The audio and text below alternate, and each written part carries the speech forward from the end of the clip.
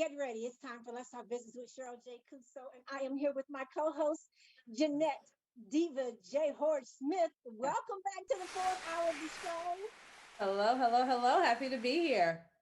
You're pulling double duty. You were here with us for the third hour of the show. Yes, it's always a pleasure. Thank you. But first, to our radio listening audience, our internet, Lord have mercy, our social media fans. I know you all are used to seeing my co-host on the fourth hour of the show, Linda Archie, Al Diva of Al Diva Couture Boutiques. Please, we solicit your prayers. She lost her lovely sister and will not be on the show today. Is looking forward to coming back when she can, but she has some information that she will share with us, you all. She's our go-to person for our t-shirts and all other sorts of fashion and jewelry. So she will be coming back to us with a Super Bowl 55 line of shirts that you'll be able to order ASAP. We love you, Aldiva. We miss you, and you are in our thoughts and prayers. So here we are, the fourth hour of the show. Our guest today, Angie, is back. You all know and love him in the Tampa Bay area. We won't even say how much they love him in Baton Rouge and then all over this world. Welcome to Let's Talk Business today, Michael Clayton. Michelle, how you doing today? Jeanette, pleasure to be with you guys today. I'm honored to spend some time. I've watched your show multiple times, and you guys have fun, very informative, and it is an honor and pleasure to be with you today. Well, thank you, and we appreciate the support because we're used to seeing you on Mic'd Up, and you're the one that's disseminating information out to the community. Even though the show is called Mic'd Up, you know what? I was thinking it should be called Motivational Mondays. When you share with us, and that's part of the conversation later on in the show, but to those, and I'm sure there are far and few, maybe a sprinkle. Look at that. Look at there. It's mic'd up. It's mic'd up Mondays, but he's the one that just shares all kind of inspiration and motivational tidbits of Diva J that will help us tremendously. So I like that. That's my admin behind the scenes working. So that's the face that you're used to seeing. And we're going to get into the man, the mogul, the brand. And before that, and before we just heap all of these accolades that you have earned using your God-given talents, skills, and abilities. But Michael Clayton, what we'd like to know before we get to that point, who is Michael Clayton? Who is this son and this brother or uncle long before there was collegiate football? Yeah, well, first and foremost, I'm a man of God. My my faith is everything to me. It's the reason why I am who I am. The reason why I feel that I can support the people that I do support and serve the people that I do serve. So first and foremost, I'm a man of faith. Second of all, I am a husband, married 15 years, father of 15 years married, father of five, four girls, one boy, and a loving son. My parents live in Baton Rouge, Louisiana. My siblings still live in Louisiana, and one of my siblings lives in Texas. But you know, I just was fortunate enough to have very, very great parents, and I was raised in a family that taught us love, that showed us love, and how to be humble. And my dad was my biggest inspiration in my life, teaching me how to work every day and provide for a family. And I was very fortunate to have great parents to kind of steer me in that right path. Now, I tell everybody now, I'm 38 years old now. I was a knucklehead the majority of my life.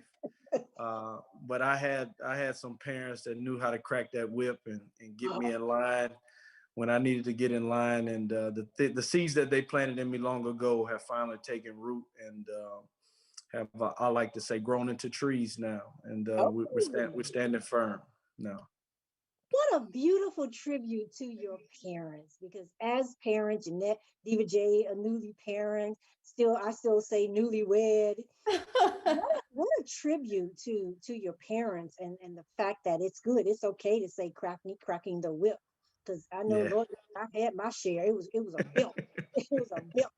And so I come from a family like that. So faith is foremost. And Diva J, let them know a little bit about who you are, woman of faith and family. Absolutely, absolutely. God is always first. So from West Tampa, of course, born and raised in Tampa, Florida, youngest of six. So it's five girls, one boy. So I can kind of understand what that household feels like. So you're a lucky guy with all those girls on your hands. Of course, I went to Howard University, the Mecca. Always have to represent for Howard, especially given our newest vice president. Was living in DC for about 12 years, started Dash coordinating and marketing in 2011. And now 10 years later, my husband and I have come back to Tampa to make a difference in our community. And we are doing just that. Of course, keeping God first, being ambitious, being in the room, and being a resource to anyone that we can help. So we love it. We have our 3-year-old son, and maybe some more on the way. So Hey, here to that's what I have like to hear. here to grow the family, here to just be a part of the community. So I'm happy to be back. and That's and awesome. that's a wonderful thing. That's a beautiful thing. And we're going to talk a little bit more with Diva J, because I'm going to be the first one to say Diva J's grandmother, Michael Clayton, is the biggest Buccaneer, which is sports in general, but Buccaneer fan you will ever meet. That's awesome. Absolutely. She has a Buccaneer, when you say museum, in her home. Yes. Yes. No, this is true. Ever since I grew up, she's always had a Buccaneers room. My grandmother is in her 80s. She Yes. is quarantined in her room, but still having Super Bowl block parties outside of her house. This is a big deal. I mean, my family is hanging, as dangerous as this might be, they're hanging Buccaneer flags from the electric wires. They're barbecuing, frying fish, they're putting their lives on the line, um, Yeah. all for the sake of the Bucks getting there. So it was, to say the least, a very big celebration on Arch Street. That's That right. That's that right. that that's all. That's awesome to hear. As long as they're not barbecuing on the electrical wires, I think Nah, they'll be fine. Yeah, They'll but be when you fine. turn But that corner, it's great to see the excitement in Tampa Bay behind the when you Bucks. turn that corner, you'll smell that barbecue. And so, but I want you to know that we are all podcasters with In Touch News, and so shout out to DJ CEO in Tampa Bay, Tammy. And let us take this moment professionally to welcome our new podcaster, Mike, Mike Mondays with Mike, and we appreciate that, and we welcome you to the In Touch News family, sir. Yes. It was great to kind of get that push from Tampa Bay Tammy. She called me and says, "You doing a podcast?" I said, "What?" She said, "Yeah, you doing a podcast." I said, "Well, when?" She said, "I don't know. You tell me. Once a week." And I said, "All right, on Monday." She's like, "Well, when you gonna start?" I said, "I'll start tomorrow." She said, What? "Good." She made the full screen and put it in motion. But I've been knowing Tampa Bay Tammy and Mr. CEO, Yeah, DJ CEO, that's right. for a very long time, since I was drafted in 2004. They've always been pillars in the community, and definitely an outlet of information of what's going on. And I've kind of hugged them tight throughout my career here in Tampa. They did spend some time in Louisiana, so we got Yeah. some great stories of them seeing some of my pictures up on some walls and restaurants in Baton Rouge, and they got a dose of how I was, beloved in Baton Rouge, in my own hometown, for everything that I helped my university accomplish. And I've always just kept Tammy and Daryl close, because they're very good friends of mine, and they want things. Not often do you meet people who want things to work out in your best interest. And Tammy and Daryl definitely have done that throughout my career, and I'm honored to be on their platform, sharing what God puts on my heart. That is awesome. And we echo those sentiments because you're right. They're the ones that will push you right there. And Absolutely. so you become a podcast. Diva J knows from firsthand. Oh I yeah. came on board about 3 years ago, but she's been doing this with the Johnsons for a few years now. Since I was about what 15 years old, Miss Tammy has been pushing me every since then. So That's it. from writing for the paper, I mean, just Yeah. everything. So this is just, I can't be back in Tampa and not be doing something with In Touch News. That just wouldn't be Right. right. That's right. Amen to that. And so we're going to segue back to our guest who's already told us a little bit about Baton Rouge. But listen, when you were getting ready to leave high school, and I'm thinking back to the draft, and we got to see the draft now virtually, and we're into the homes of these high school players as they're about to make their final selection of where they're going to spend their collegiate careers. So take us to that moment before we get into who this super dude is. Yeah. But take us back from high school to making that decision of what college you were going to attend. What cap? You had multiple caps, I'm sure, but before you finally put on that final cap, what was Yeah. going through your mind, Michael? Yeah, I think, Michelle, I'll first say that times have changed. These days, young men in high school, they envision playing in the NFL, and they really see themselves as NFL superstars and, or at a big time college. I was fortunate enough to have a humble background. My whole family went to Alcorn State University, a small HBCU in Mississippi. And, my uncle was an offensive coordinator. So I was a ball boy for them when I was a little boy, under 7 years old, all the way up to high school. So I didn't even know about major D1 college football until my junior year in high school. So because my whole life I watched Alcorn State, we watched them everywhere. And then when Steve McNair got to Alcorn and was a Heisman runner-up, that was all I needed to say. If I want to play big-time football, just go to Alcorn. So I actually grew up wanting to go to Alcorn, just never got recruited by them because they felt that I was too good of an athlete. But when I decided to stay at home, my dad helped me with the process. He wanted me to enjoy my days in high school, focus on every day. So he kind of helped manage that. I talked to a few coaches along the way, but I don't remember it being a stressful process Oh, simply wow. because I was going to Florida State. Like Ward Dunn had already set the tone, and he was from Baton Rouge. We played on the same Pop Warner team. I played with Ward's brothers, Travis and Bryson, and Yeah. he set the stage for what was, how young black athletes in Baton Rouge, Louisiana, what your future was going to look like, and it was going to Florida State. So it was an easy decision for me. Bobby Bowden comes into my house on Saturday. I'm going to Florida State. And then Nick Saban calls my Wow. dad that evening, and he asked if he could come over on that Sunday. I had no Ooh. idea who Nick Saban was. Um, and he comes into my home. I'll never forget this blue blazer, khaki pants with some penny loafers on with no socks, Oh, and he my. spends the whole day with my family and I, and Yeah. he really he convinced me to make a decision to stay at home because in Louisiana it was highly racial tensions growing up. If you were a young black kid, you didn't really support LSU. You didn't really know too much about LSU because you had Southern University, which was the Mhm. HBCU college in Baton Rouge. So um, we really didn't support LSU growing up, and that's just how it was in Baton Rouge.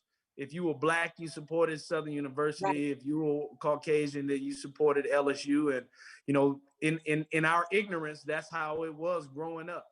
And until I knew better, I didn't do better until Coach Saban kind of came in and convinced me that make a 40-year decision, not a 4-year decision. And Wow. he said that simply because I'm from Baton Rouge, Louisiana. I can win a national championship at Florida State. Nobody would care. But if I Mm. won a national championship at LSU in Louisiana, I could always come back home. And we made that happen. We won a national championship. And I've always been embraced by my university, by the players who've come after me. just a great deal of respect. And, that was me making my decision to just stay at home. Coach Saban convinced me. I really didn't know much about LSU. So obviously it was something that God had already written that it was supposed to be that way. And which why it was leaning on my heart to make the decision. Nobody in my circle wanted me to go to LSU, by the way. Nobody. And I decided to follow my heart and wanted to stay close home to mama as well. And my dad, and I decided to stay at home and make that decision. Best decision of my life. Best decision. And when you hear a leader like Mr. Saban say something to you, don't look at 4 years, look at a 40-year. Oh my goodness. Even though you played with Warwick Dunn, I'm just listening to all of the parallels coming from your family, coming from Nick Saban, making that final decision. And look, you fast forward and somehow you end up in Tampa Bay. but I think what I love about, and shout out to In Touch News, the fact that we're able to have these podcasts now and we're doing the Zoom thing, that we look at our show, Michael Clayton, as a piece of history. Because 10 years from now, your kids will be talking to someone and they'll say, oh yeah, my dad was on that show. Let's Talk Business with SJC, and Diva J was on there. We get to share this information that we didn't know about. A little bit about you growing up. Even in doing the research, you're sharing something that's from within. And now we're able to share that with you and hear that. But guess what? Other families can hear exactly what he said to you, what your parents said to you. And that's really what it's all about. Diva J, and she'll come back and talk about your legacy, but we're getting to see a glimpse in where it all started in Baton Rouge. So, absolutely. Like you said, God had his hands on you from the very beginning. And you know what? What God has for you is what? No man can take away. That I know. That I know. And Diva J, what would you add to that? I mean, I just think it's a story of inspiration, and we haven't even gotten to the great part. All of it's good, but there's so much more there. And so I think, your story of having family support is very, very critical. There's a lot of awesome, amazing athletes out there, and I'm sure I'm telling you something you already know, that don't have that family support. And so those decisions of where they want to go sometimes aren't based on those thinking about 40-year versus 4-year type of goals. And so I just think that just speaks to the importance of having a village. We just have to build villages around our young boys and girls, especially our exceptional ones that are getting approached from all different types of angles, all different types of people, and they don't know who has their best interest in mind. And so I think that just tells all of us that we have to really just put our arms around these youth and guide them in the right direction, open their eyes up to possibilities and opportunities that they don't even think about, because it can be life-changing. And I think it's really good to hear that you had that support. I know what a blessing that is. And so I'm just really happy that worked out, and that started out very early for you. And so it makes sense as to why now you're such the dynamic leader and mentor that you are to others. Yeah, I think something else that was so profound growing up playing football is I played in the inner city. I played with the South Baton Rouge Rams, one of the toughest areas in Baton Rouge. But we had the best football team. And what came with having the best football team in Pop Warner is you had the best athletes. So I saw young kids who were bigger than me, better than me, faster than me, that should have lived the same life that I lived, but did not have the parents that I had, did not have the support system that I had, and the loving family members to embrace me and teach me things. And I saw those young men and some young ladies fall by the wayside. So that is what steered my passion towards youth and young adults, growing up, seeing those athletes, seeing my career and how it all panned out, and knowing that I have a testimony that can go back and touch those lives that will most likely get looked over if they don't have that family dynamic, that strong foundation. So that's what ignited my passion growing up in South Baton Rouge and seeing what I saw. How very, very important. So hearing Diva J talk about opportunities hearing you talk about the importance of making the decision to go beyond the 4 years. But during the 4 years, while you were a Tiger, within that period, you received the BCS National Championship for LSU Tigers. What was that, 2003? What was that like? 2003, and I actually only did college 3 years. I forewent my senior year and left after my junior year, and I was drafted to the Bucks in the first round. But playing on a national championship, playing in the Superdome, we played the national championship in New Orleans, so it was like a home game. And for that to be, that day that Saban asked to come to my house on that Sunday, that convinced me to go to LSU, we made goals that we would win a national championship, that what we wanted to do. And he pretty much Coach Saban laid out the game plan of how we would accomplish that. And I was one of those young athletes who was, one of the top of my class, who listened and kind of brought Saban's picture into full view, or gave it life, because I was an echo of what he was saying in the locker room. And for us to win a national championship and for it to all come into fruition, 2 SEC championships and a national title being won in the Superdome. I won a Super Bowl, but winning a national championship for my hometown school is beyond a doubt, the pinnacle of my life, bigger than the Super Bowl, because, Louisiana just means so much to me, has taught me so much, and that's what my foundation is. So being able to win a national championship in the Superdome was tremendous for my career. All right. Well, while we're still talking sports for just a little bit, you did all of that in 3 years, and then all of a sudden you make this very, very important decision that will change your life forever. And you decide. So take us to that moment. You're now the first round draft pick, and you're coming to Tampa Bay to play with the Buccaneers. What was that?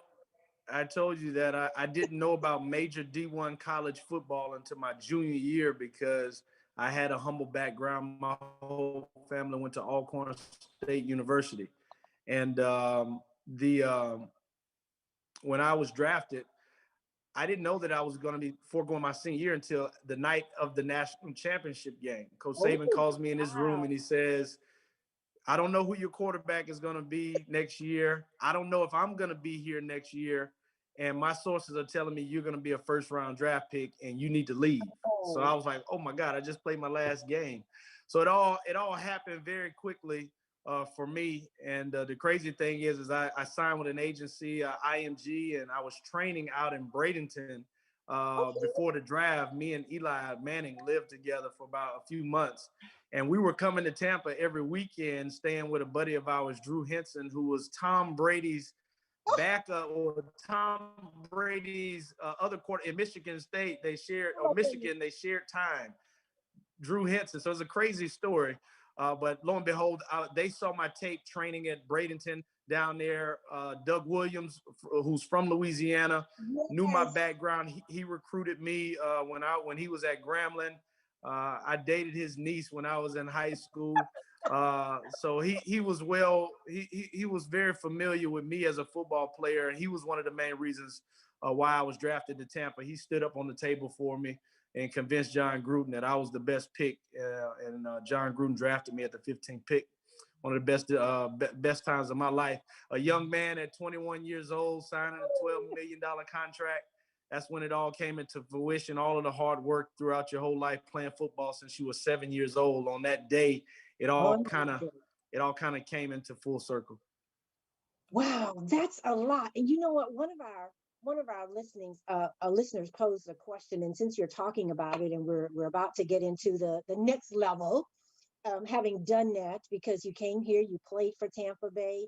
I think you have a few records out there that athletes are still trying to surpass. And so that was nothing but a gift.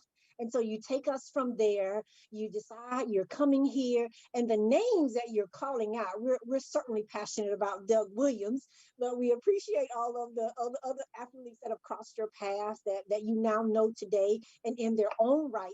Sounds like they had a little Nick Saban, because they could talk about their path to the 40-year goal. But as we do that, we do want to talk to you because the Super Bowl is here. There's this, and that was our hot topic today, Super Bowl. And we're going to get into you. We're still talking about the man, but we're going to get into the mogul of the man and the mission, because you talked about your foundation and you're just not going to just let that just slip by like my foundation is in Baton Rouge. But let's talk about this now. So you, Michael Clayton, played with the Tampa Bay Buccaneers, and then now you're playing with another team. And while you're playing with that team, something phenomenal happens. Tell us about it. Yeah, I was. I like to tell people I was actually fired from Tampa Bay, and I took a small stint and played 3 games in the UFL, which was like a semi-pro league. Yes. And I thought my NFL career was over with, but God said not yet. And I was picked up by the New York Football Giants. Played 2 seasons after thinking my football career was over with. Played 2 seasons with the Giants and ended up winning the Super Bowl in 2011. So it was a journey of a lifetime. I remember very clearly that that time in my life is when my spiritual journey really started to really take action. I've been a Christian my whole life, had always read the Bible and known the Word, but I was lost at that moment in time, and I was trying to find my foundation and find my compass. All right. And my direction in life. And I just had decided to be obedient to God and do what he was asking me to do. And when I was in New York, I became this spiritual leader for my teammates and was praying before we took the field. And we had these, player only meetings that were, spiritual meetings. And I just really grew into my own and really saw how I could connect with what I like to call them. They were strangers to me because I wasn't drafted to the Giants. They were strangers to me, but they embraced the person that I was, and it was the person that God created. And I liked how they perceived me, and I've never changed since then. And then to add that we won an actual Super Bowl, and I was a leader who was saying, this is the year we're going to win a Super Bowl. And, God put that on my heart, and I was obedient, telling them, hey, we got to be better fathers, got to be better husbands, got to be better teammates, got to hold each other accountable. Can't hang out all night at the bars. If you marry, you need to, we got to set standards. We got to do what's right. We got to hold each other accountable. All of these things are things that I was talking about. If you want to win a Super Bowl, this is what we have to do. And guys actually bought in to the tune that every day it was a testimony. It was a story about a decision that one of the players made that was a better decision than they were making before I arrived in New York. So it was a journey that was destined for me to grow. I've always taken that journey as an example of when you're obedient to God, the great things that can happen in your life and the doors that he can open. And me experiencing that, like I won a national championship in college. Now I was winning a Super Bowl in the pros, winning the pinnacle of success on both levels. Not too many athletes have done that.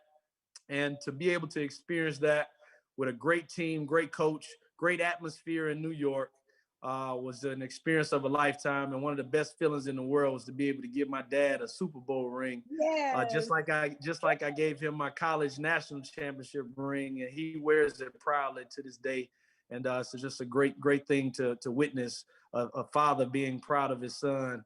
And being able to give him that token of appreciation was meant the world to me. Diva J, we don't even have to now ask the question. We know what it felt like, your journey taking you to, oh my goodness, changing the trajectory of your life. And here you are, can speak about the Super Bowl and the feeling and what that all means. And here we are today, 2021, Tampa Bay, getting ready to host the Super Bowl 55. We're going to get ready and break for commercial. So sit tight, but I do want to hear from Diva J within the next 30 seconds. Diva J, what say you? Then we'll break for commercial and come back to hear more about now the mogul, Michael Clayton. Diva J. Michael, you just hit on some key things. I think, if there are Bucks players listening, preparing themselves for the Super Bowl, it's more than football. It's getting your whole self together. And I think that is so dynamic, to hear that you were just simply walking in your purpose. And that way you were able to influence not just yourself, but your team speaks volumes. So I hope that we got some players out there listening, trying to get their minds right. Look, get out the club, do what you need to do, pray, focus, let's get ready because game day is coming, baby. So I think that was awesome. So I hope that you're continuing to spread that knowledge, not just with guys who are playing right now, but with athletes all around. When you're getting ready for something, you got to get it together. And it's more than just what's in front of you. When everything around you, when your spirit is in line, when you know that you and God are vibing, there's no feeling like that. So that is just amazing. I think that's awesome tip to give anyone trying to get it together. All right. Well, on that note, we're going to take a break and more with Super Bowl champ Michael Clayton. Back in a moment.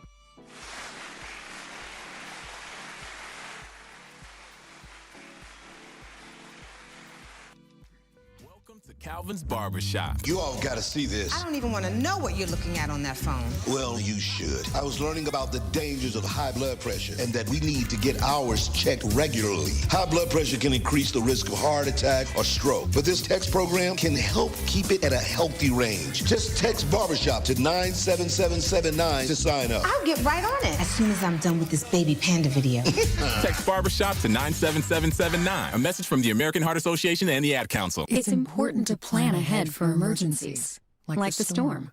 When it kicked in, we had a plan. We were able to get in touch with each other in no time. Idea how to find each other. The whole experience was fine. The most frightening 10 hours of my life. If there's one piece of advice I'd offer other moms out there, it's to stay calm and keep to the plan. Some parents plan ahead, some don't. Make sure you know where to find your family in an emergency. Start your plan at ready.gov. Brought to you by FEMA and the Ad Council. By now, we're all aware of the dangers of COVID-19. Like others with existing health issues, cancer patients are at a high risk due to their compromised condition. If you are newly diagnosed with cancer, your care likely can't wait. Moffitt Cancer Center is the best place for your cancer concerns and to provide guidance to help you plan your next steps. We're here for you. Call 1-888-456-2839 or go to moffitt.org/here-for-you. And we are back with Super Bowl champ Michael Clayton.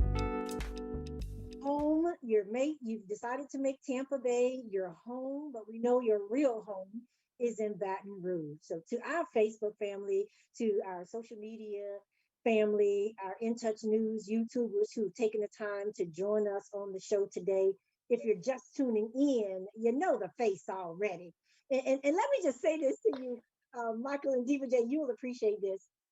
My host of the fourth hour of the show is Diva. She owns a fashion boutique, and she would just love to be able to chime in. But one of our viewers said, "Oh, Michael Clayton, I love Michael Clayton. I love watching him on Studio Live." And then she goes on to say she hadn't seen you in a while, but what she appreciated about you was your GQ style. And look at those colors today. Yes, well, it's I do a little speech and I talk about the 5 wells of life. Okay. Being well read, well spoken, well dressed. All right, well traveled and well balanced, but definitely being well dressed, making sure that that the way that you look speaks volumes, says everything about you when you walk into a room. And I've just learned to distinguish yourself, that you mean business. It doesn't matter where you are. If you dress well and dress to impress, people will look at you and respect you differently if you don't pay attention to it. So I like to add that to my repertoire. I want to teach young people that this is, I've learned that doors have opened to me because I show up sometimes at grocery stores wearing a suit. And I'm not mad, and I'm not afraid to step out, and look the best in the room. And that's what it's all about. I remember working at Channel 10, and if I went to the bathroom, I would put my tie on and I would put my jacket on, because when people saw me in the hallway, I wanted them to know that I meant business and I had a brand to build. And that's what it was all about. So I appreciate all of the comments of people recognizing the effort to dress well. Well, I'm going to agree, and that viewer's name is Sandra, and I'm going to agree with her. My husband is all about GQ and fashion, so you are on point, sir. And I like those Yes. 5 points. I guess we'll see that coming in the next book. We're going to have Diva J come in because she's our marketing guru, our brand expert, and we've seen you made that transition from the world of professional athlete, and then that whole business acumen. You'll have to share with us how you made that switch after almost a decade playing professional ball. But I do want to ask a question from another one of our viewers while we're talking about football. And that being said, the question is, well, there's two, and DBJ, if you'll let me get both of these in. Should these young collegiate athletes be paid according to the money they're bringing into their universities? Michael. You know, that's a tough one. I do think that all college athletes should be paid. The repercussions of that is that universities who make more money can pay their athletes more money, and then you'll see you know, other colleges begin to dissolve their programs because athletes won't want to go there because they'll make decisions based upon money. Okay. So then when you look at schools like HBCUs who may not be able to give their athletes a lot of money, athletes may not take those opportunities to go to those types of schools. So they're good and bad. I'm a former player, yes. I got paid $215. I had a child at 19 I had to take care of. $215 was nowhere near the amount of money that I needed to take care of a child at 19 years old. And I had to work outside of, you know, everything else that I was doing. I had to, you know, wake up very early and go to work, clock in 3 hours a day. And just at the end of the day, at the end of the week, have 12 hours so I can add a couple of $100 more. So that made me a better person, though, honestly. It made me more responsible. But the reality is that, you know, we live in the new times. I know the type of money that colleges are making now. I didn't know that back then. And I do believe every athlete should get paid, and they all should get paid the same amount. They all should get paid the same amount. Every college needs to put in. You don't need, if you go to a big university, you shouldn't be getting thousands of more dollars. It should be one amount for every school in the country. That way it's an even playing field. And if I can make it with a child off of $215, then they should be okay with making $1,000. And if they're fortunate enough to make it to the pros, then hey, they can make some big bucks then. But I do believe athletes should get paid, but it's how they give. I think everybody should get paid the same, so we protect all of our universities to make sure that athletes kind of keep an open mind on where they want to go to school. Because it doesn't matter where you go to school to make it to the pros. You just got to have great people around you. All right. And he said that with such conviction and such passion. And if you're going to pay them, but make it all equal. Because my next question and part two of that question would have been, hey, if they were not making it equal, then there would have to be, you know, financial managers coming in order to be able to help those young athletes. Many of them may have even come from poverty or broken homes. And all of a sudden, you've got this, you know, endowment of money. Diva J, let's talk about the business mogul. Well, I mean, I think one of the things that is really amazing about your story that not many, or a lot can say, but not everyone as a professional athlete, you were able to transition. And I think that plan B, even if it's not at the onset of thinking about going to NFL, but throughout your matriculation through that process, you came out still with a plan. Yeah. So I want you to share with us about your thought process when you went from after being an athlete, going into the media industry, going into entertainment. How did that transition happen for you? Was it natural? Was it something you thought about, or was it through an opportunity? How did that happen for you? Yeah, I would be more, it would be easier for me to say it was natural, but you know, my daddy planted that seed in me a long time ago. He owned properties back in the day, and I used to ride with him as a kid, and him going to fix, you know, plumbing at one of his properties. And he also worked, you know, 16-hour shifts, had a full-time job. So those things that I saw him do were things on the side. And those things were necessary for us to have those things that we needed because we didn't have a lot of money. But, you know, my dad made some good decisions and was able to capitalize. So I've always positioned myself and known that, you know, watching my daddy work 16-hour shifts, watching my daddy hustle through properties, that's what I wanted to do. So when I got my first check, when I got drafted, I started building homes at 21, you know, with my dad and my family. Created a family business and started building homes to learn how to buy land and where to buy, what's the price in building, what's the process of building a home from the ground up. And once I did that about 5 or 6 times, I knew that I could take, you know, I didn't need a construction degree or license, or I didn't need a real estate license to be active in real estate. So I just figured out a way how to do little things, not trying to make $1 million, but just trying to be profitable and making sure that once I left, retired from the NFL, that I was debt free. And now I had everything paid for and I could do pretty much anything that I wanted to maintain my lifestyle. So it was doing what was necessary. So when I left, when I left, the NFL, it was remodeling homes, buying, remodeling homes. I'm working for the guys who working for me. I'm learning. I'm on roofs. I'm learning how to lay floors. I'm learning how to frame, how to use my hands just in case I need to use my hands to make the transition to provide for my family. That number is 85% of guys go broke 3 years after you retire. It doesn't matter how much money you made. That number has only gone up.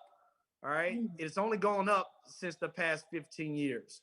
And for that number to be 85% of guys go broke 3 years after you finish playing, no matter how much money you make, it's ridiculous when they have so many things that you can do to make easy transition. That's simply getting off your butt and being willing enough to utilize your hands. When I started my roof cleaning business, I was a little bit embarrassed at first 8 years ago in Baton Rouge. What is this former professional athlete doing cleaning driveways, cleaning roofs? It was embarrassing for me. But now after 8 years, we're the #1 soft washing company in Baton Rouge, and we make $500,000 a year easy and keep 8 to 10 guys full-time salaries, full-time employees. And those are guys who at a lot of times needed a second chance in life.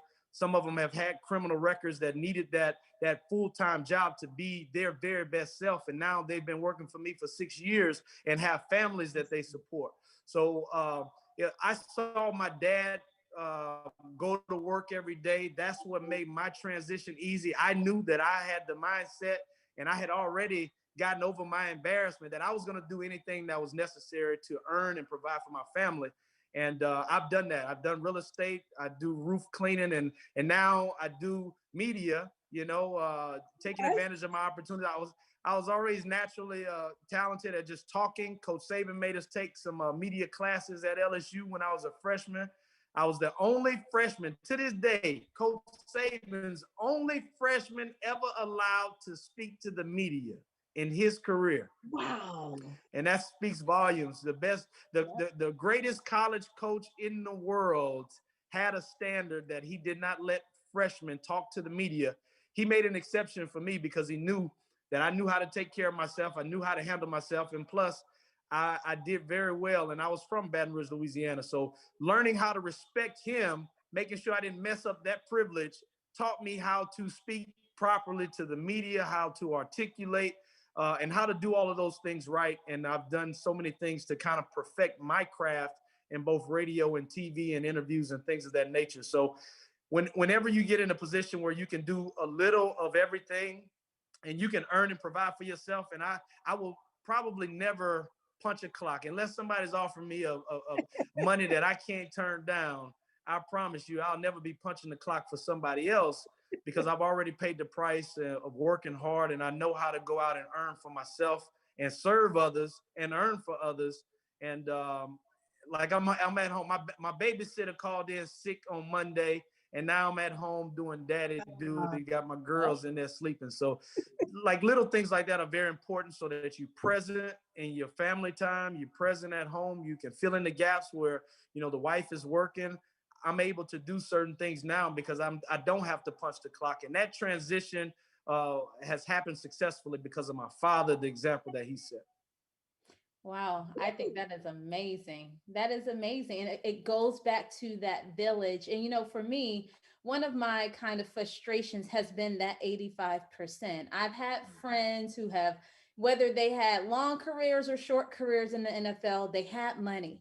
And so when I see them now and I'm like, you don't got a house, you know, it just really makes me like, so is there anything that the community can do? Because see, I see this as the NFL has tons of men of color who are put almost instantaneously in different financial brackets.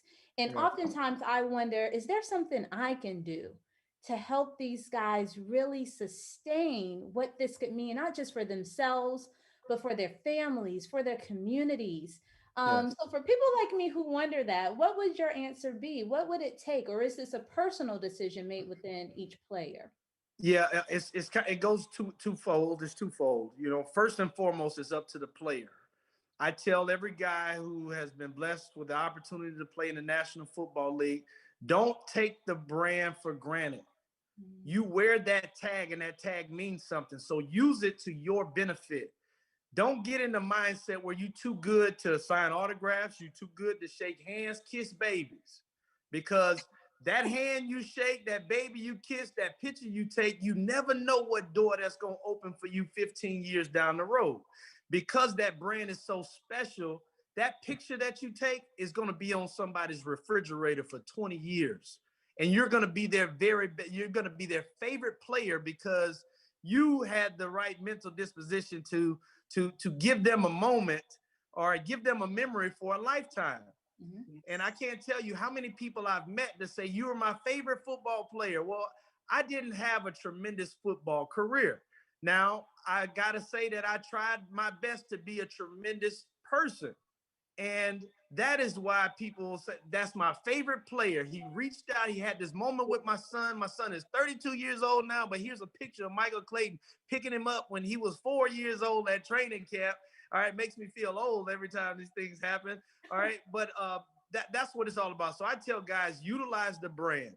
Shake hands, kiss babies, take pictures, sign autographs. You never know who's going to open the door. And that's worked for me. 15 years down the line, I've had people open the doors to me to tunes of $50,000, $100,000 deals, $1 million opportunities simply because I gave them a memory of a lifetime. It was special to them. And then to add on, I believe the person that God made me to be, all of that combined makes people want to help you out. So you can do that for yourself as a player. Now, as a community member, what can you do for the player? It is utilizing those players who have a testimony, who have a story, who have a life lesson, bringing them on your platforms, getting their stories out, making sure that you know if you are a person that's in the media, that you know that negativity sells. And a lot of times these players have been bartered with negative media. So as a media member myself and as a former player who went through that, I make sure that I know what stories to tell about these players that will, like Ms. Cheryl said, you know, last for a lifetime. You utilize this platform to talk about the positive things that those guys do in their community. You put it out there, and that's going to always be out there. And it will combat some of the negative news or a lot of the negative news that we see on football players, because we'll get 1 or 2, 3 bad stories, but that shouldn't spoil it for the whole bunch.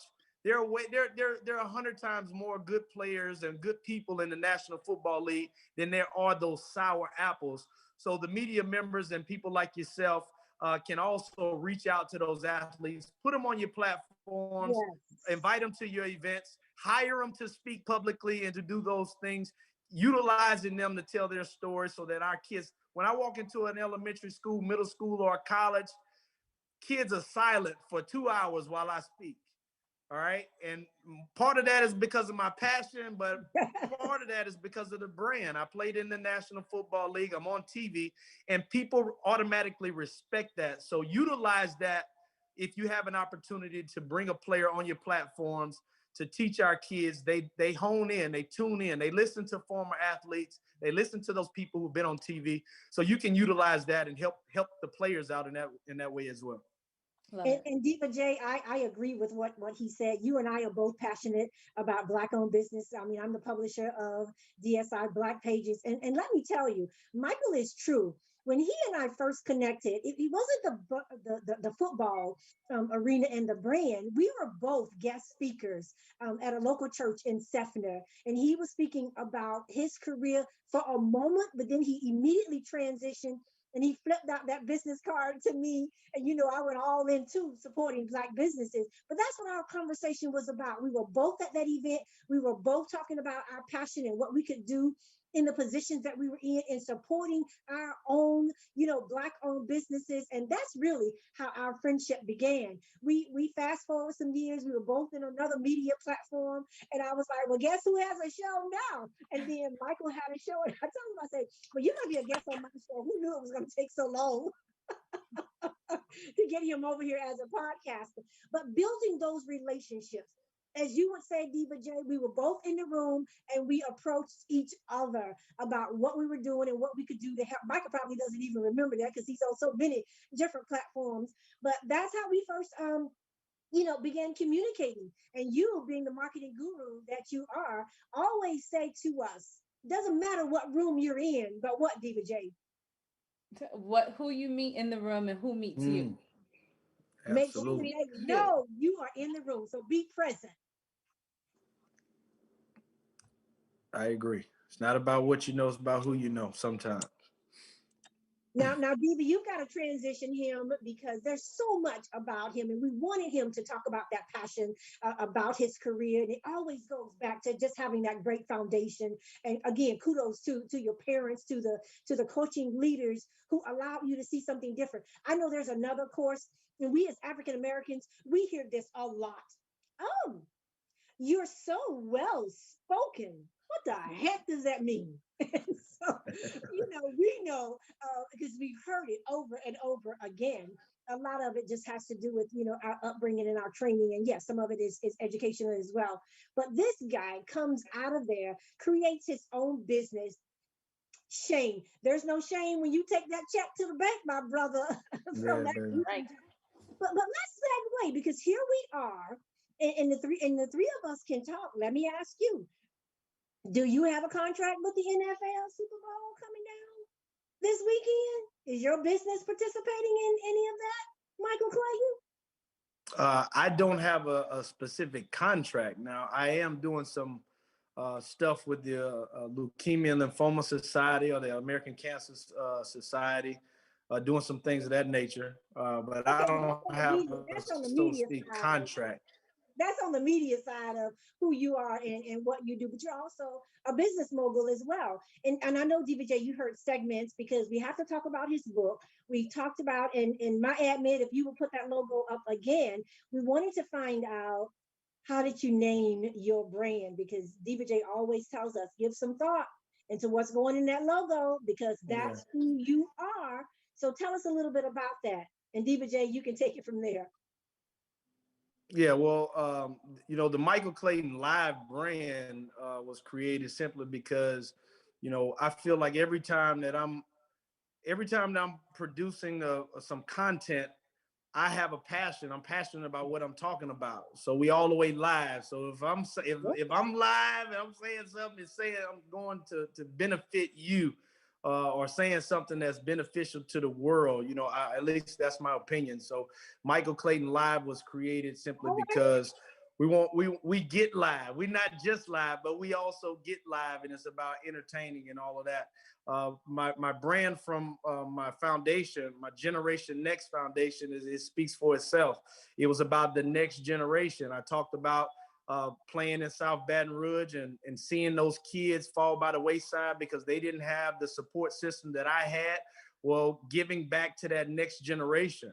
So I've partnered with Change the Game Generation, and we're building a school in St. Pete as we speak, being able to gather resources where it wouldn't be possible to do this in a 3-month time if somebody else was doing it. But because I've been here for such a long time and I know so many people, I'm able to call on a contractor, electrical engineer, and all of these things that will do things pro bono for these kids.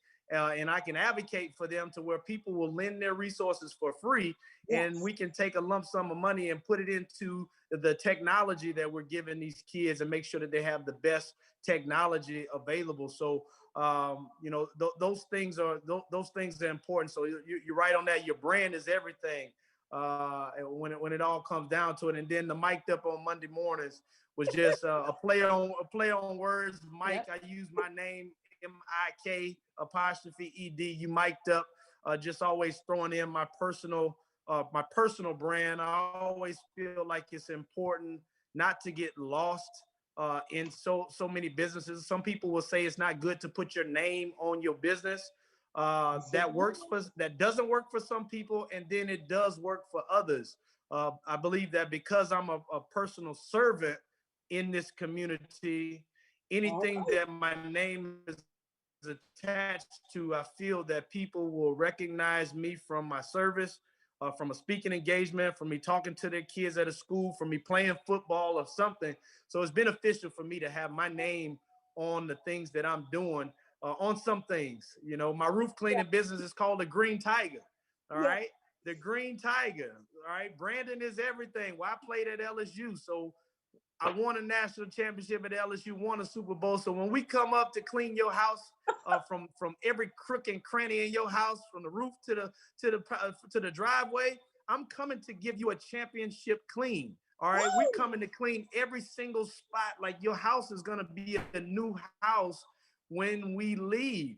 It's called the Green Tiger because I played for the LSU Tigers, and that reminds me, every time I'm on a site, we have to be great. So I got the big Green Tiger, you know, that representing for my roof cleaning business. So it's a little bit of everything. I got a lot of things going on, but it's what's necessary in order for me to work for myself and provide for my family. But you're right about that. Branding is everything. Absolutely. Absolutely. I love the story behind every brand. I think that's what it takes. You know, some of it speaks for itself. It's good for people to be able to see it, relate to it, feel it. I tell people a brand isn't just something you see, it's something you feel. How does it make you feel? And so to hear your expression behind each brand just totally makes sense. And I think another thing, because you have so many brands, one of the questions I always get asked by clients or potential clients is, how do you divvy that up? And so if you could just talk very briefly about the management of it, because I think one thing people have to understand is that you can have these different capacities to who you are, to your different brands, but it has to have some unique management, time management, things of that sort, organization. So just very briefly for our viewers, because I think it could provide some people with some insight, how do you go about managing the different facets of your brands? Yeah, I had to learn how to manage. At one point in my career, I was doing too much. I was trying to do everything that I'm doing right now, and I was trying to do it on my own. And I wasn't really, I wasn't getting to where I wanted to go or making the impact that I felt that I could make, simply because I was being pulled in so many different ways. So a lot of it is about having the right people around you to help facilitate your dreams and making sure that you do a proper business plan to where you know you're making money, but the people who are serving you and working for you are also making good money too. You can't be selfish and trying to make all the money. Like, the people who work for you got to be passionate about coming to work for you every single day. So I pay people top dollar when they work for me, because I want my brand to be treated. I want you to treat my brand like it's your brand. So I've learned that I'm better at business when I have the right minds in place to facilitate the dreams that I want to happen. So you don't necessarily have to do everything. You know, you need great people around you to facilitate your dream, and you got to have a business plan to make sure that it makes financial sense. Since I opened up my roof cleaning business, I have to be on site on 95% of the sites right now, because it's our second location. And I got to make sure that we don't burn up people's plants, and we don't do the things that we did in my first year, and now the things we don't do in year 8, you know? So I got to make sure that when I'm training my crew in Tampa, that, I'm on the site, so I can't do all of the things that I used to do simply because right now I'm trying to build the Green Tiger, my roof cleaning business. So it's knowing when you can push, it's knowing how to push when you get an opportunity. But the greatest asset that I've ever had is making sure that I had the people around me to facilitate my dreams, and those people have been beneficial for me. Well, I think that's been a story. On that note, to Michael Clayton, Super Bowl champ, we're here, we're hosting the historical Super Bowl 55, Tampa Bay Buccaneers versus the Kansas City Chiefs. We would love to say, Michael, what does that mean? How should we feel? But we have heard it all coming from you, from your experience. So on behalf of Let's Talk Business with SJC, my co-host, Diva J, we thank you for sharing this experience with us. We'll see you back again, and we look forward to having you back again. But today's show, and to our Facebook family and our social media family, this show is a wrap. Thank you, Michael. Take care. Thank you, Michelle. Thank you.